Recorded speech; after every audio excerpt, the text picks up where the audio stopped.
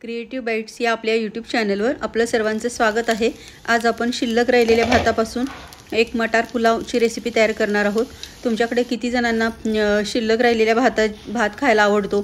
जसा फ्रेश गरमागरम भात खायला खूप छान लागतो त्याच पद्धतीनं शिल्लक राहिलेल्या भातापासून सुद्धा खूप छान रेसिपी, ती पण कमीत कमी साहित्यामध्ये आणि झटपट बनू शकते। त्यासाठी आपण 2 चमचे तेलामध्ये जिरे, तमालपत्र, मिरे, दालचिनी आणि 2 हिरव्या मिरच्या घातल्या आहेत आणि भरपूर मटार घालायचे आणि 2 मिनिटांसाठी वाफवून घ्यायचे।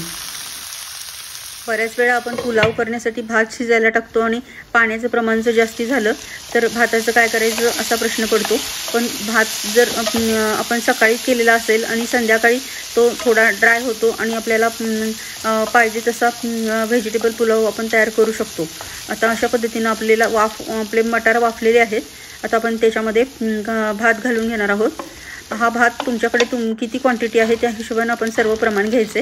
आता आपण 1 वाटी आपला भात होता शिजलेला, आपण त्याच्यामध्ये 1 चमचा मीठ घातलंय आणि सर्व मिश्रण व्यवस्थित मिक्स करून घ्यायचं। ह्याला कमीत कमी साहित्यात आणि भरपूर वेळा फार मसाले घालून एखादी रेसिपी करण्यापेक्षा सिंपल रेसिपी पण खायला खूप छान लागते। अशा पद्धतीनं आपला मटार पुलाव खाण्यासाठी रेडी आहे। याला एक मस्तपैकी वाफ द्यायची आणि खाण्यासाठी रेडी। आणि तुम्हाला जर परत गरम करून पाहिजे असेल तर ओव्हन जर असेल तर ओव्हनमध्ये तुम्ही गरम करू शकता किंवा हा भात आपण एका कढईमध्ये पाणी घेऊन त्याच्यामध्ये ठेवून त्याला डबल बॉइलिंग पद्धतीने पण गरम करू शकतो।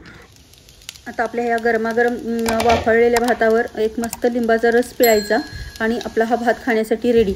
आपली मटार पुलावची रेसिपी तुम्हाला कशी वाटली ते नक्की सांगा आणि आवडल्यास लाईक, शेअर आणि सबस्क्राईब करा। थँक्यू।